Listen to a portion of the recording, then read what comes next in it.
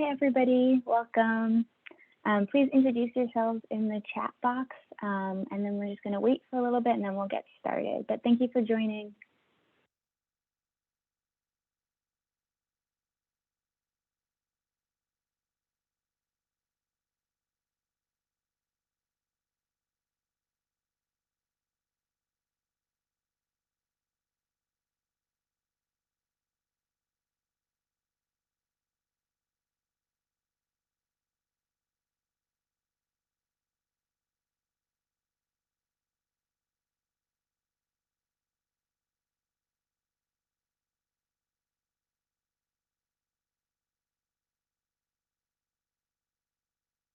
Good afternoon and welcome to Recovery Live. C4 Innovations is thrilled to bring you another Recovery Live event where we'll continue to bring top tier speakers, interesting and challenging issues, and creative strategies that help peers and non-peers alike in improving the lives of others experiencing behavioral health challenges.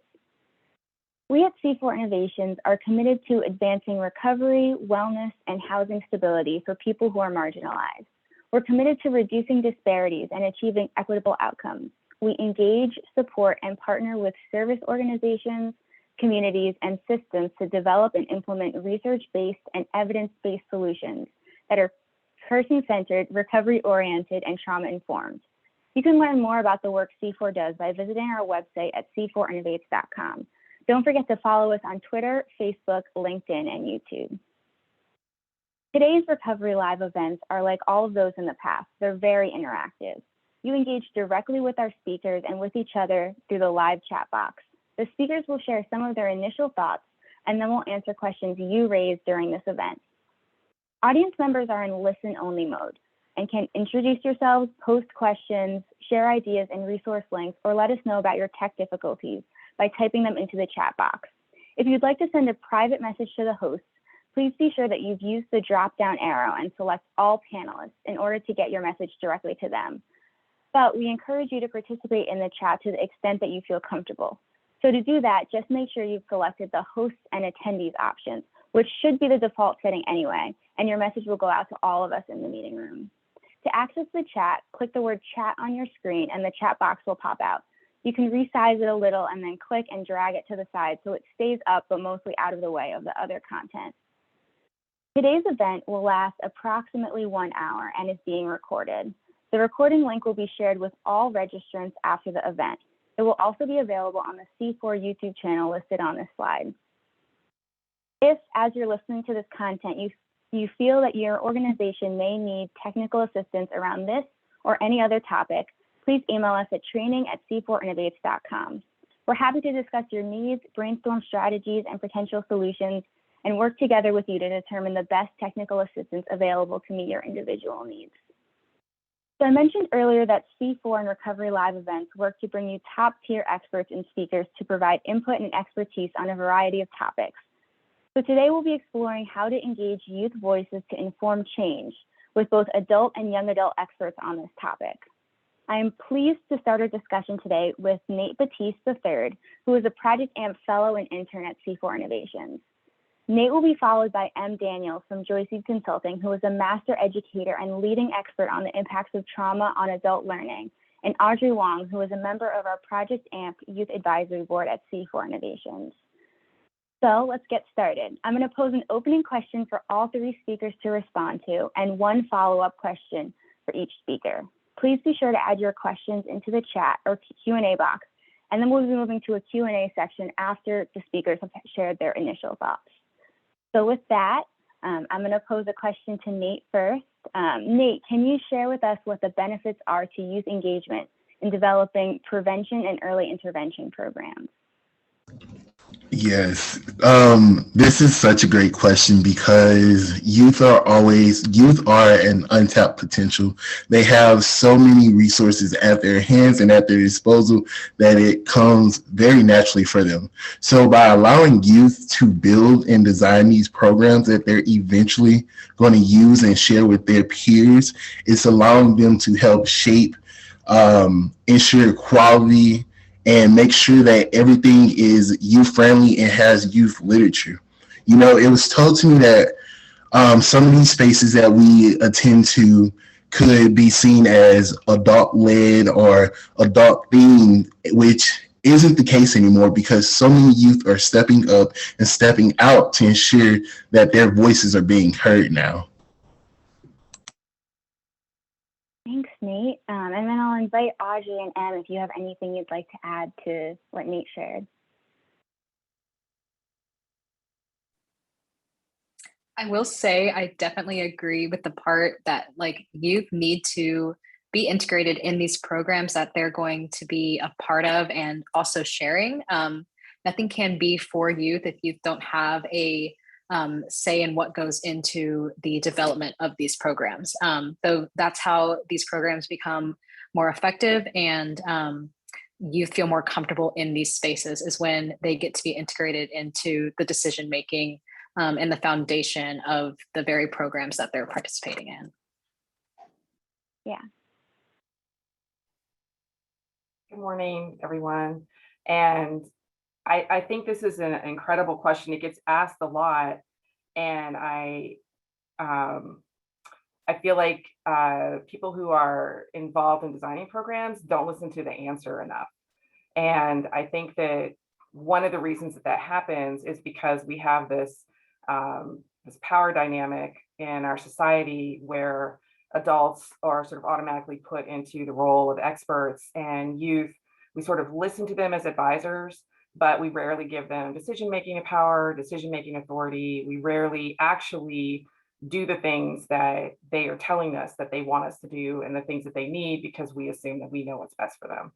And I think that if we are interested in moving our society in a more positive direction, that power dynamic needs to be directly addressed. And one of the ways that we do that is by giving our youth decision-making power, which often is money, resources, and a decision-making authority. But instead of emphasizing more of the power over piece, we look at like, how do we work with each other cooperatively, share power, and look at models like mutual aid instead of, I'm telling you to do this, this is the thing that you have to do. And it's a really deeply embedded dynamic. And I think that the more that we can try to work with young people around that, because their imaginations are still so open and they still have so much sort of flexibility in the way that they think, the better that we are going to be in how we move forward together.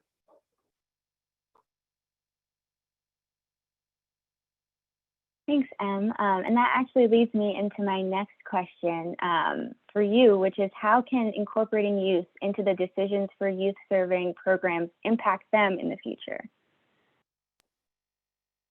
Well, I am very far from being a young person anymore. So I want to be honest about that up front. I mean, I know I look very youthful and it would be easy to mistake me for a very young person, but I'm a little bit older. And my area of interest and expertise is in learning for adults, older youth and adults. And the population I've worked with most are people who have been incarcerated, survived out incarceration, returning to the community, and youth who have been in alternative schools and sort of haven't been able to, or have been rejected by our education systems and harmed by our education systems. And when I think about what it means to have youth involved in programming that's going to impact future generations, I think there's like 3 different things that can happen. One is that it increases. So when people are subject to trauma, one of the first things that happens is their sense of autonomy is often harmed and damaged, and they sort of lose that sense of autonomy. And they are often not as confident in themselves for a variety of reasons. And I think that when we engage youth in decision making and planning and program building and actually do the things that they say, and include their voices as equal with all the other voices, then we work to repair some of the damage to their autonomy if that has happened. And we also increase their confidence in their ability to be capable, intelligent, brilliant, amazing human beings. Like, we increase that, we strengthen that, and that's what we want. And when those voices are at the table, and they're helping with planning and doing program design and implementation and peer work initially, then the seeds that they sow come to fruition in future generations. So those young people are also having the benefit of the same kinds of inclusion and strengthening autonomy. So we're working on breaking those intergenerational cycles. And as we are simultaneously transforming this hierarchical power structure into something that's flatter, into something that's more cooperative. And I think that we can't start that early enough. And I feel like that's my I don't even say argument, but that's my belief in engaging youth and keeping young people engaged and involved. And like, honestly, if you're asked for your opinion and then basically treat it as if it doesn't matter, why would you ever want to give it? Like, why would you ever even want to talk to anybody if every time you go to the table and people are like, oh, that's great, and then you walk away from the table and they act like you were never there?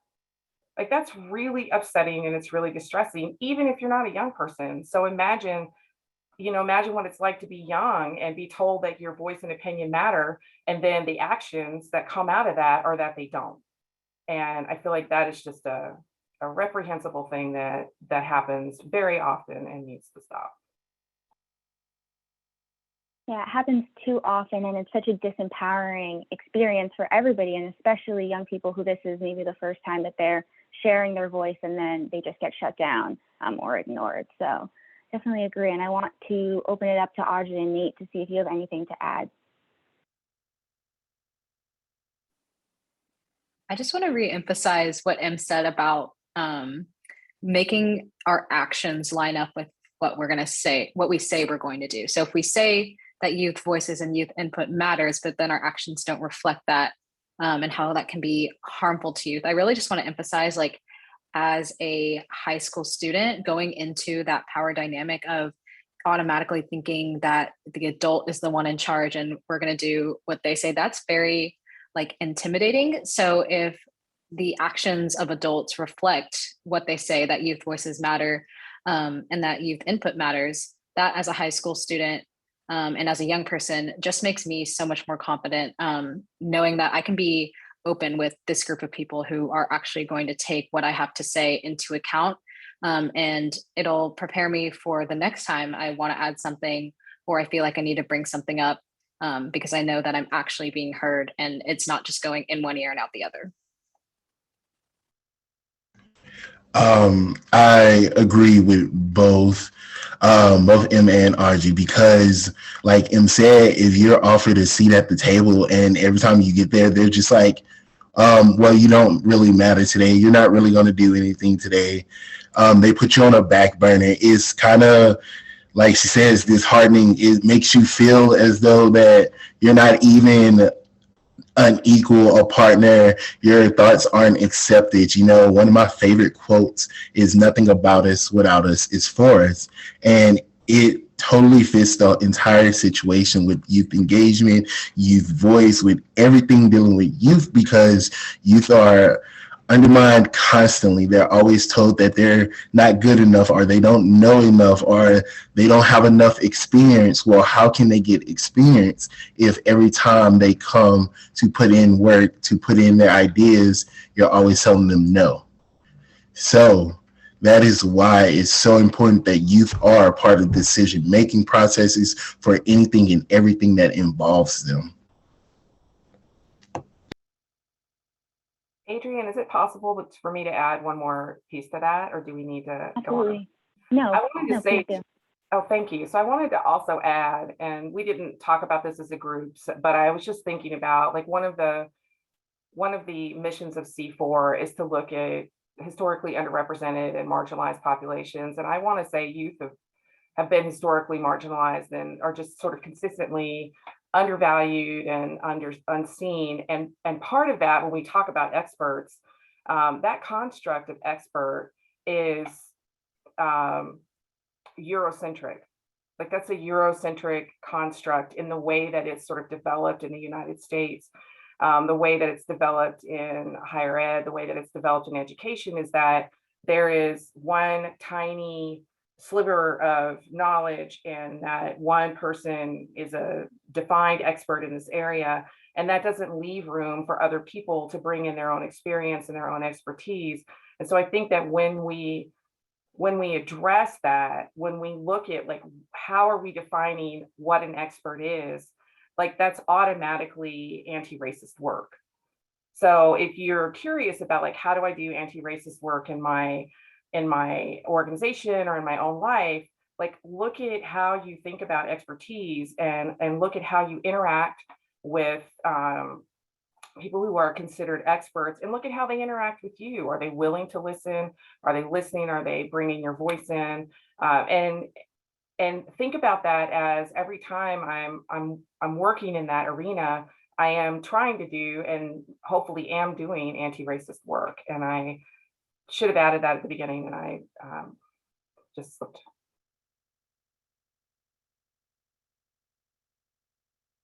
Thanks, Em. Audrey, as a high school student, how have you noticed your generation changing the conversation around social justice? Yeah, so going back to what Em said, I think a lot of people do tend to overlook the voices of young people as if we're not, the stereotypical definition of experts. But social media has really put the world at the fingertips of so many people, especially youth. And I think that a lot of young people nowadays are taking to social media to raise awareness for various causes. Social media exposes us to so many different people from different backgrounds, cultures, races, sexualities, whatever it may be, that we might not encounter in person in our daily life. But since young people are so integrated with technology in their daily lives, they're taking a stand via social media and calling attention to issues that previous generations were either not comfortable talking about or issues that were the norm back then. But when you see something that needs to be addressed, that needs to be changed, that isn't okay, I think the nature of millennials and Gen Z is if we see something, we're going to say something. We shouldn't be silent. And so young people are really using their voice, but also using the devices in their hands to really call attention to issues that have been swept under the rug for far too long. Yeah, the impact of social media, I think, is key to talking about these social justice issues and like creating these powerful forces of young people to make change. Em and Nate, I would love to hear your perspective as well. I'm just going to say I agree, Audrey. I think that you are entirely right, and it brings me great joy to see how our younger generations have really embraced technology and are using it in just some really exciting ways and transformative ways. And I really appreciate that, and really appreciate the generations coming up behind me and how they're making their presence felt and their voices heard. I'm going to have to agree with Audrey. So young people nowadays have so many opportunities, so many technologies around them. They have tablets, they have phones, they have computers. And so they really have platforms that allow them to speak up, like Audrey says. There's the Black Lives Matter movement, the Stop Asian Hate movement. There's so many things that were started by youth, and there's so much more that's going to come out of youth, because the only obstacles that youth have are the ones that they place for themselves. Youth have always been pushing the boundaries, pushing the stereotypes, the biases against them to continue to put out great products, to continue to put out great work. And it's just really great to see youth and younger generations coming with more innovative ways to really dive deep into much more than what they are even understanding at that moment. Adrian, could I add something onto that real quick? Yeah, go ahead. Yeah.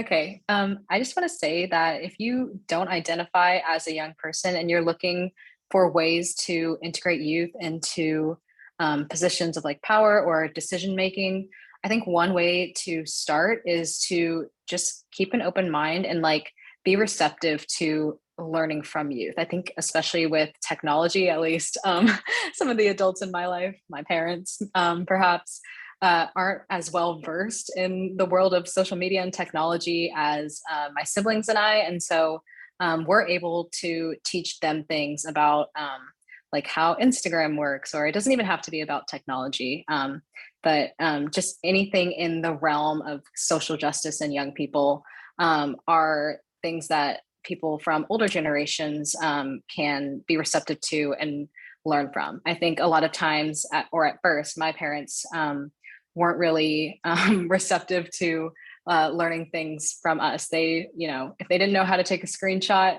then they didn't want to learn from us, or they were too, I guess, afraid, just like not knowing or feeling as if like coming to their children for help was, the roles reversing of parents and children. But when we break that power dynamic down, we can all learn from each other more. If they feel comfortable coming to their children to learn how to take a screenshot or do whatever, and not have any qualms about doing so, then it increases the knowledge of both them and gives us, the youth, a chance to get that practice in teaching and in being the one to help out, which we're going to need when we're older anyway.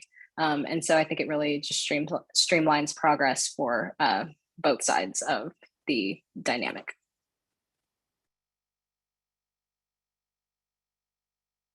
Yeah, thanks, Audrey. I think you're getting at, and I think everybody's getting at, this like hierarchy and this natural hierarchy in our society. So I guess my question, I want to pose it to all of the panelists. What can we do to address the hierarchical power dynamic of youth and young adults, and then adults just in the world and in our systems, in our society? So I'm going to start us off. So for those of you who've never heard of me or never seen me before, I've been doing this work for almost 10 years as a youth consultant, youth advisory board member, and now intern and fellow. So I've been at all parts, from organizations that didn't really know how to use their youth to organizations like C4 who are putting their youth forward and putting them on the front lines, letting them make decisions. And so thinking about this question is really a two-parter. The first part is about youth and young adults, making sure that they are putting their best foot forward, always making sure that their work represents them and no one else. It's easy to let someone who is much older than you and may have more experience come in and change a lot of the things. But youth now, as we've been saying through this whole webinar, are putting their foot down, standing up for the things that they believe in. And, it's really starting to show. But it's also about adult partners. And as you can see from the photo, this is of Harts Ladder, which describes the participation of youth within an organization or a company. And so most organizations or companies start within the 4 to 5 range, which basically means that they have youth and they're consulting on some things. They may ask if language is youth friendly, or they may ask what they think of certain posts, informative infographics, and so on and so forth. That's when most companies start, because a lot of people don't know where to put in youth and how to use youth. What you don't want to do is be in the 1 to 3 range, which is basically tokenizing youth, having them there just for show, not letting them do anything, not letting them speak up. It's like, hey, we have a couple youth here, and just sitting them in the back, like we talked about earlier. Where you really want to be is that 6 to 7 range, which is having those youth, putting them to work, letting them lead, because they are the future. Once our adult partners retire and leave their companies, who's left? These youth that should be training from the second they're getting in, from the second they have that opportunity. They're going to be the next adult partners, training the future generations. So if they're not being utilized, if they're not being taught properly, they can't inform the next generation, which brings me to my point of having active youth within your organization is always a positive. Never forget that, and always let them be true to them.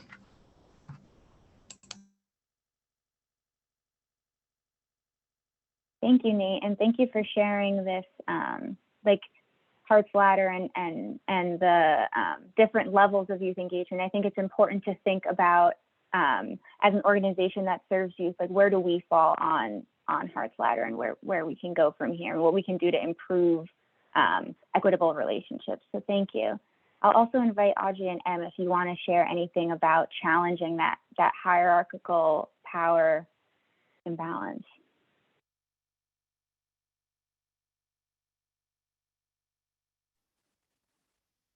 As much as we want youth to be involved in the decision making of things, I think the breakdown of the hierarchy often starts with adults, because as youth, I think it can be intimidating to say, I want more of a voice, or I think youth need to be more integrated in, whatever we're working on. And so I think it takes initiative from the adult to say, let me bring you in, or this is how things are going to work now. It's going to be a partnership rather than like I'm up here and you're down here type of thing.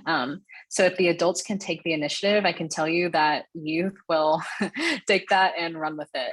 But it just takes an adult to put aside their pride for a second and say, I don't know everything, and I need young people to advance the work that we are all a part of. So if the adults can take the initiative, then that power imbalance is going to be broken down much faster, because it's very intimidating, and youth can be afraid to kind of challenge that when they think there could be possible repercussions. Yeah, I think that Audrey and Nate are both absolutely correct. And as an older person speaking to older people, like, we have to do our work. And our work is to look at our own selves and look at our own identities and ask the question, why do we get in these positions where we feel so challenged, or we're somehow unwilling to listen to voices, or it really upsets us to not be considered the expert or the wielder of power in the room? And that's not their problem, that's our problem. And it shouldn't be young people should not be the recipients of our own identity crisis, or our own, insecurities, or need to wield power because we don't feel empowered. And sure, everybody feels like that. Like, we all have times where we feel like that, but that is our work to do, and it is not to be put on them. Every time you engage in that kind of behavior where you're replicating these toxic, poisonous systems that disempower our young people, because it's not only young people who are harmed by this, it is all of these populations that may not have as much power. I mean, you may be someone who was on the receiving end of that. Remember how you feel when people tokenize you, and when they make you feel powerless or dumb, or like your voice doesn't matter. Do you really want to replicate that on other people and on young people?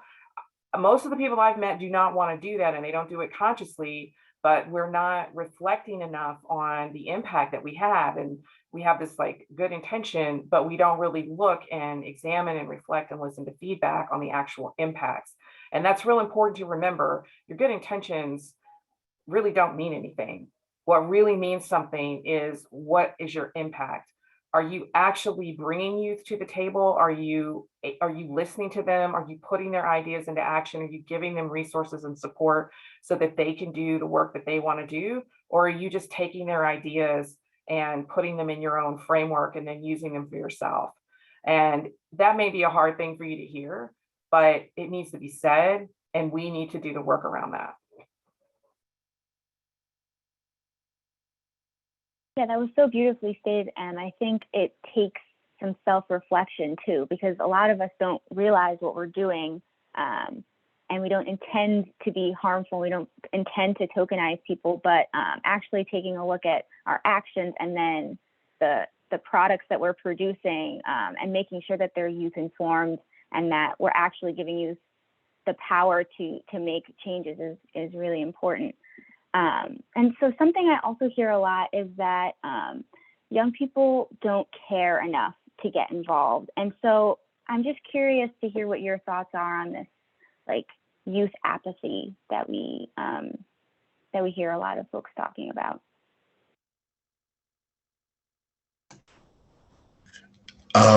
So to me, this kind of plays on that earlier question around youth engagement. And with this, it's not about youth not caring enough or being lazy. It's about adults not asking, adults basically taking over and making all the decisions for the youth.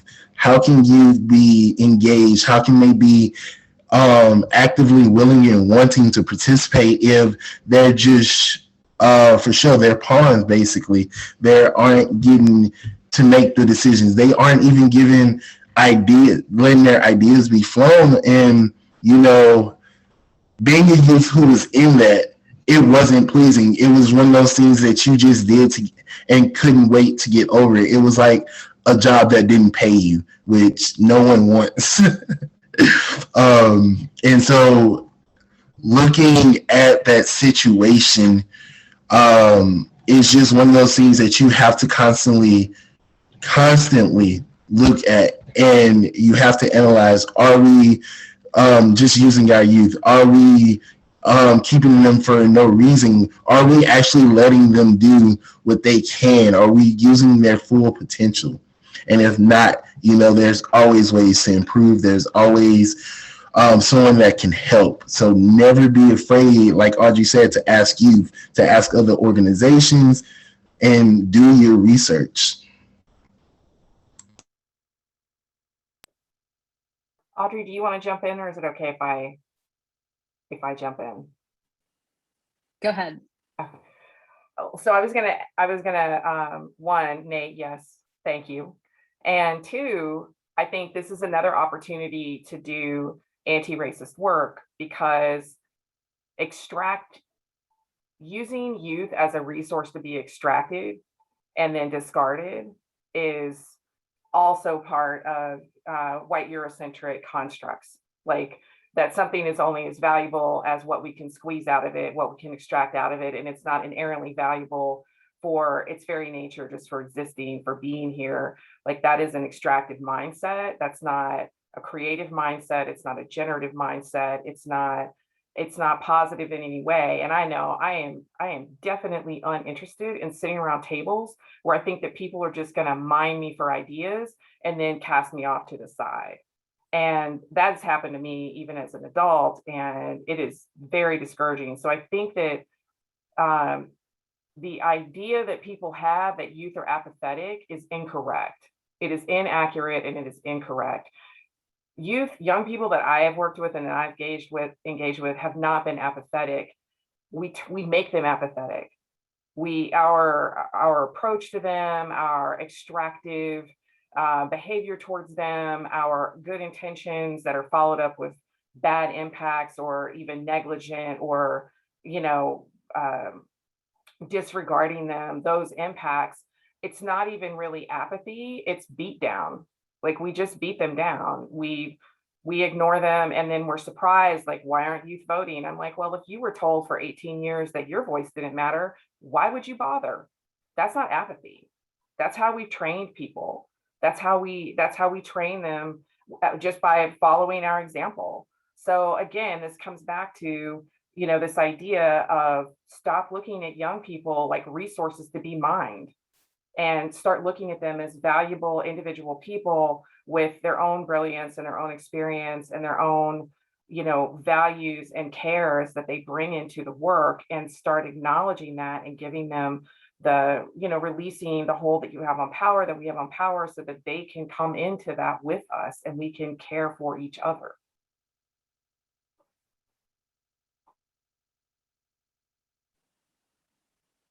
And just to echo what Em was saying, I think when you build up trust between adults and youth and break down the power imbalance, you're going to see a lot more enthusiastic of a response from youth. Not that that enthusiasm wasn't already there, but when you are aware that they're going to be heard, aware that they can be in on the action, be the boots on the ground, they're more willing to participate. And I'd just like to say, even if you don't get an overwhelming response from youth and you think, wow, no one, wants to work on X, Y, or Z, I will say that the ones who want to do the work will do it. In other words, you don't need a ton of people, like trying to, secure a spot on a particular project. If you only have a few of those people, trust that those youth are going to be the ones to do good work. Trust them to do good work and use their abilities to forward your projects. Just because your project isn't, the spotlight or the biggest thing on the stage doesn't mean that it's not good work, and doesn't mean that the people who are looking to participate are invalid or won't be able to do it. I'd like to give an example of something my school tried to do, or is trying to do, and has been doing for the past couple of months, is trying to make our campus a no place for hate campus.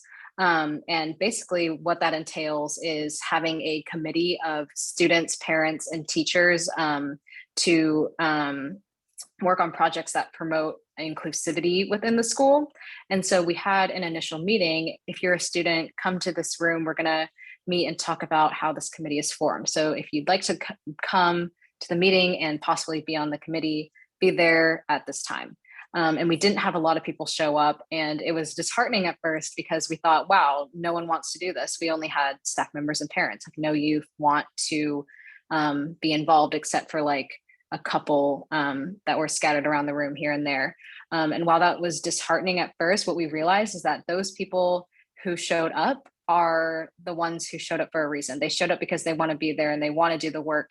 And we just had to trust them and let let the events unfold as they may. And sure enough, we are now forming a committee that we are quite happy with. So just because it wasn't, the most popular meeting, it's not the biggest club at school, that doesn't mean that the work that we're doing or the people who are doing the work with us are lesser than in any way.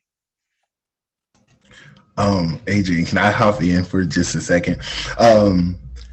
So I wanted to go off. First of all, thank you, Audrey, because that is so insightful. That's even something that I didn't even realize.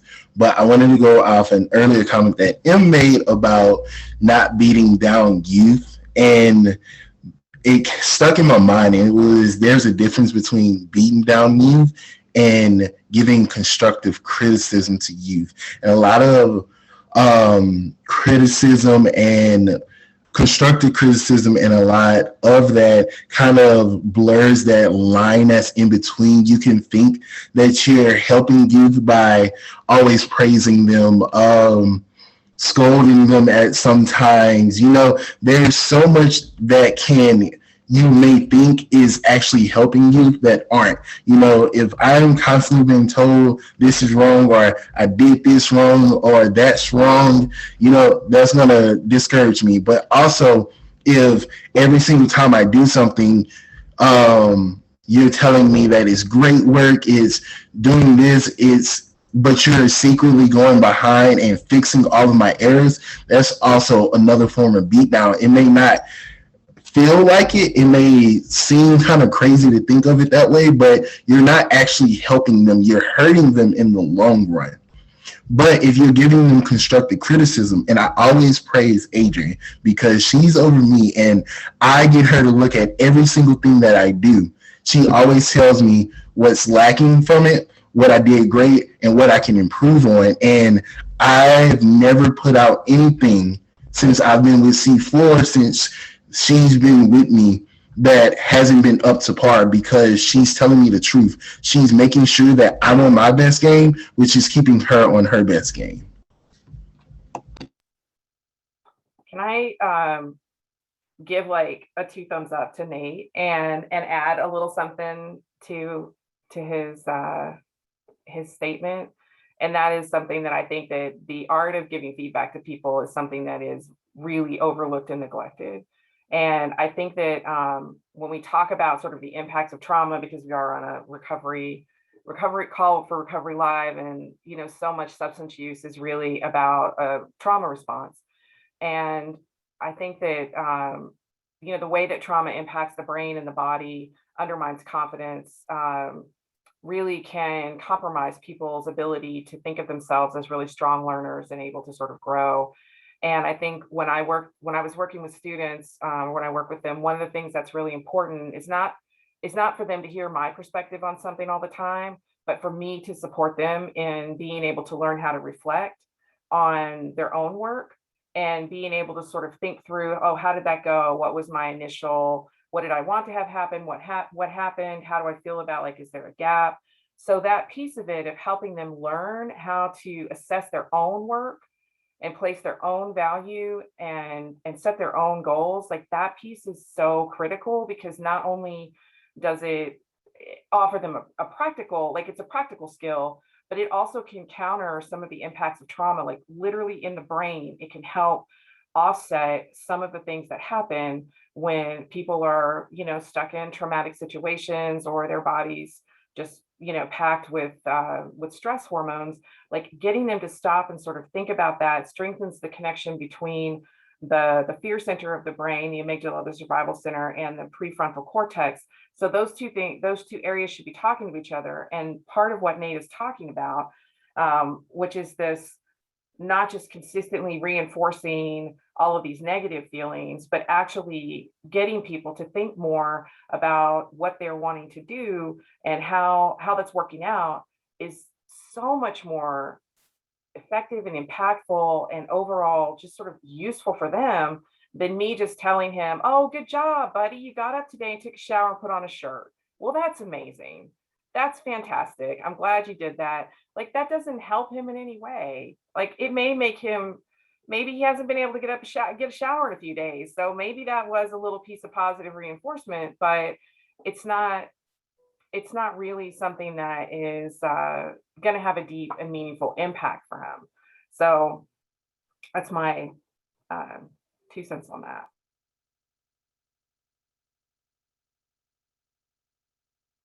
Yeah, I think, and what I'm hearing you saying as well, is that it's believing that young people are capable of more than, like, just, putting a shirt on and going to high school. It's like believing that they are capable already, and like supporting them to even improve more, to get even higher on the totem pole. So I love what you said there. Thank you all for such an incredible discussion. I want to move us over to our Q&A part of our event today. And so I see a few questions are already coming in, and I encourage you to all share your questions for our panelists in the chat or Q&A box. But the first question I wanted to pose to you is, what are the barriers to full integration of youth in developing policies and practices and programs?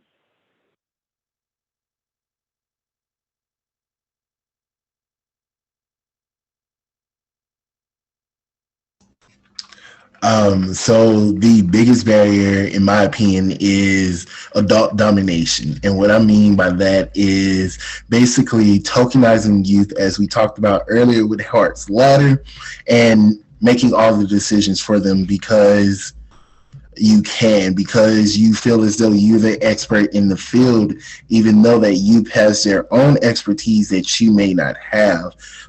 As Audrey talked about earlier with learning about technology. A lot of people overlook that, but that could be something simple.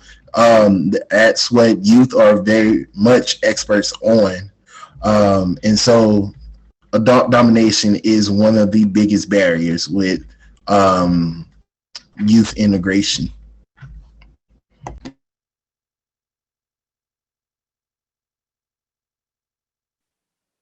I think another thing to consider is representation. Seeing yourself in spaces that you are potentially wanting to participate in matter. For example, this isn't really like a youth-led program, but I have a friend and she was thinking about going to therapy, but being Asian American in our school district or like neighborhood general area, being predominantly white, she was skeptical because she didn't think a therapist would understand where she was coming from as an Asian American female who was experiencing like home issues. She thought that because, you know, they were white and everything she's seen about therapy doesn't really pertain to her particular situation as an Asian person, that it wasn't going to be productive for her. So I think seeing representation, seeing yourself in spaces that you're going to be in is important, because otherwise, if you don't think that a service, you know, is going to serve you, if they only serve a particular group of people, then that makes you, you know, want to run away from that space instead of go towards it when you really need it.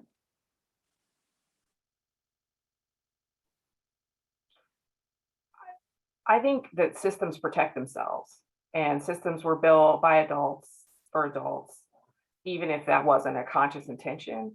And I think that systems they don't want disruption. So they just sort of inherently do the things that they just sort of inherently are built to keep out people who were never meant to be included. So when I think about like the barriers to youth being part of policy discussions and things like that, I'm like, well, all those things happen during the school day.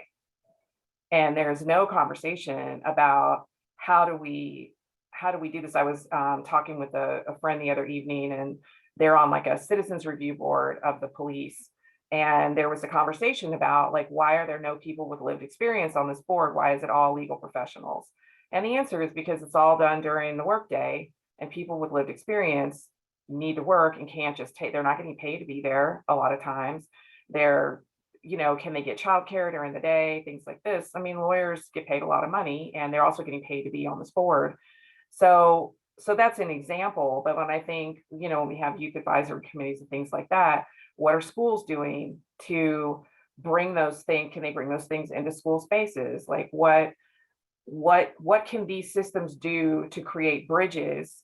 So if you wanted to, for example, have an actual youth voice with decision making and potential voting power, things like this at a state legislature or at a city council or at a county commissioners, like how could they build a bridge with local high school or foster kid groups, like groups of youth? How do you build a bridge and make it accessible for people when they're engaged in their own work of systems? And that stuff is hard, and people don't want to do it. And I think if you're when we were looking at Harts Ladder, Nate, that you showed us, and you know, the bottom three, I think you said were the red zone, and we don't want to be in the red zone.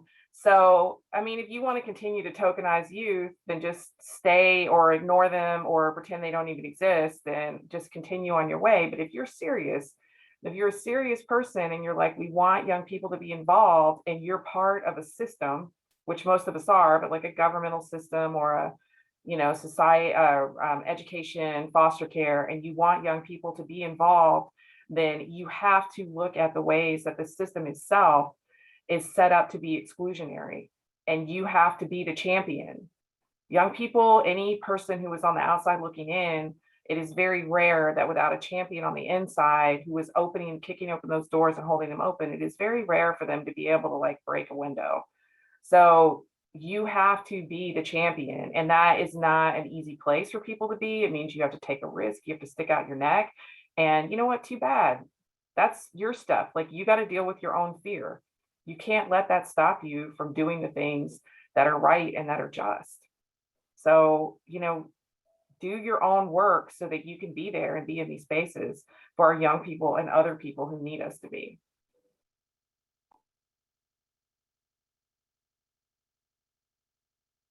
Yeah, prioritizing youth engagement is the key to improving youth engagement. It needs to be a priority in the work that we do.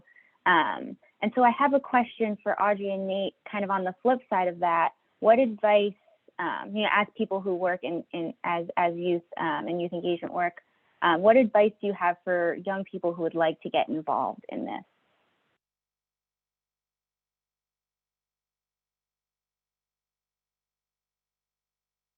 Um, I don't know if I just want to go first or uh, Go ahead, Nate. I was just typing a chat to someone real quick, so oh, take it away.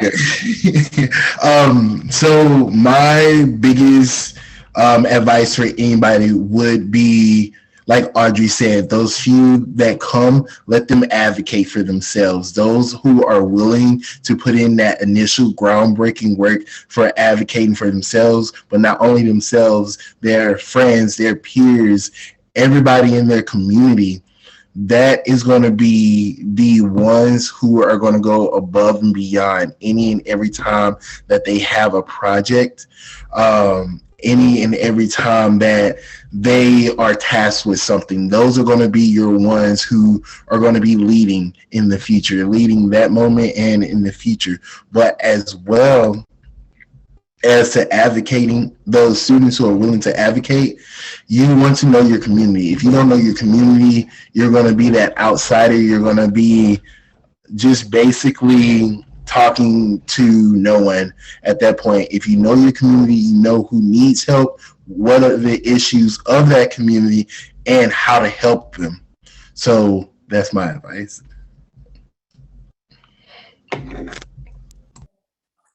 And I would say that sometimes you find the opportunities or the spaces that you most want to work in on the most like offhand or in the most offhand ways. For example, the way I got involved in working as a member on this youth advisory board was that I got an email from one of my school counselors who had forwarded another email to like the whole student body saying, if you want to apply to be on this board, just fill out this application.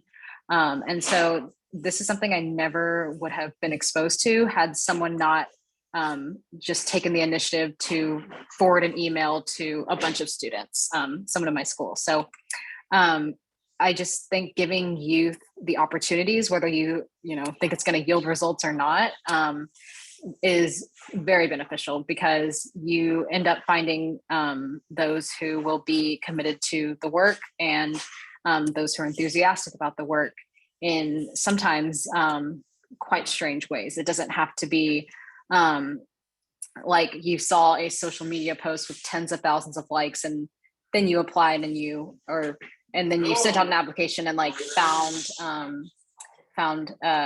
all your all your participants. Sometimes it can be very underground, but those methods are just as valid if you end up finding the people who are dedicated to the work and are willing to stick with it. Thank you both. As we wrap up our event for today, I want to quickly ask each panelist, what is one thing, if anything, you would like our audience to take away from our discussion today?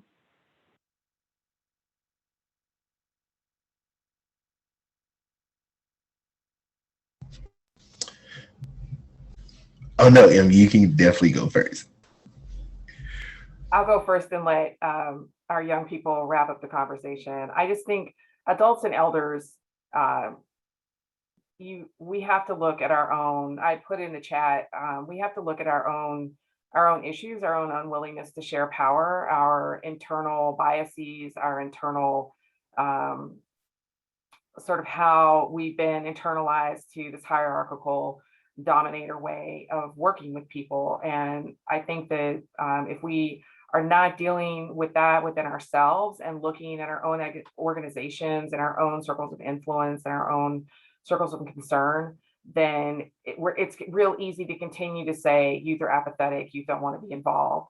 And the reality may be they don't want to be involved with you, that they don't want to be involved with somebody who isn't seeing them as a full, competent, capable human being on their own, but sees them as somebody lesser than, somebody smaller, somebody who isn't deserving of authority or who hasn't wrested it away from somebody else. And that is just perpetuating systems of domination and systems of, unearned and perhaps undeserved authority. And when we do our own work, and that's all of us, and young people, I'm not saying young people are perfect. None of us are perfect, whatever that even means. but they deserve to have a better chance than we had. They deserve to be treated perhaps better, not perhaps, but they deserve to be treated better than we were treated, which can be really hard sometimes if we were treated badly. But our responsibility as we get older and as we learn is to not pass on those toxic and damaging relationship dynamics. And that is our work to do. You cannot put that on young people and say that they aren't engaged because they're apathetic. You have to look at yourself and you have to look at your own work and how you show up in the world.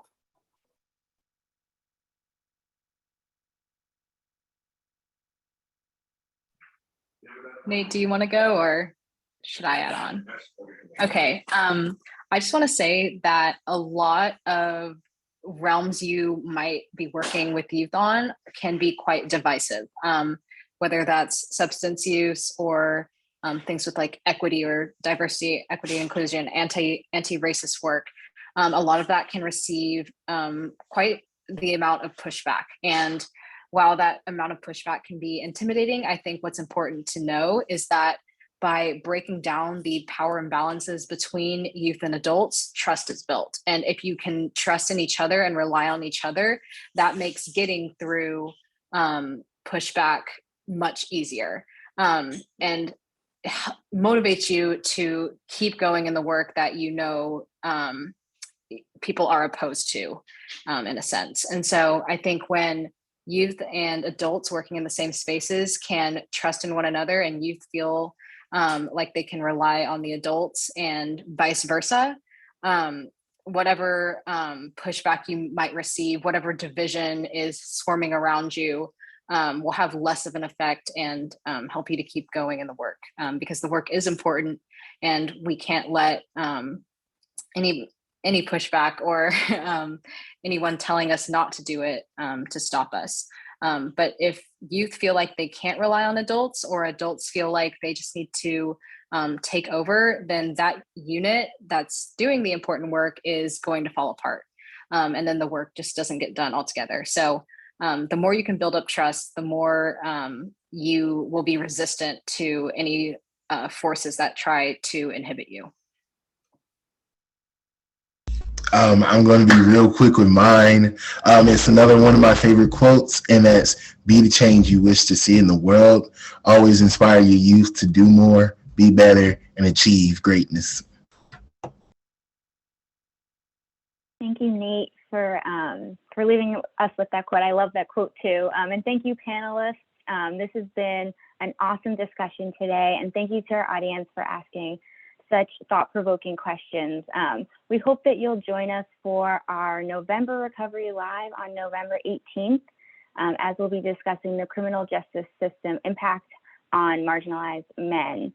And before you run off to the rest of your workday, I just want to make sure that you're aware that a link to a satisfaction survey will pop up when we close this webinar room. It takes less than 3 minutes to complete, and we hope that you'll give us feedback on this presentation today. Your comments and suggestions are important to us, and we want what you just experienced in this event to be reflected in our in your responses. We really do listen and pay attention to you, and we hope that it shows by the structure and quality of today's Recovery Live event. If you have any additional questions, please put them in the satisfaction survey, and please consider reaching out to request training and technical assistance from C4 Innovations at any time at training@c4innovates.com. And you can also sign up for C4's newsletter and training updates by emailing media@c4innovates.com. But again, thank you, panelists, and thank you, audience members. This has been a wonderful discussion, and I hope you all have a great rest of your day.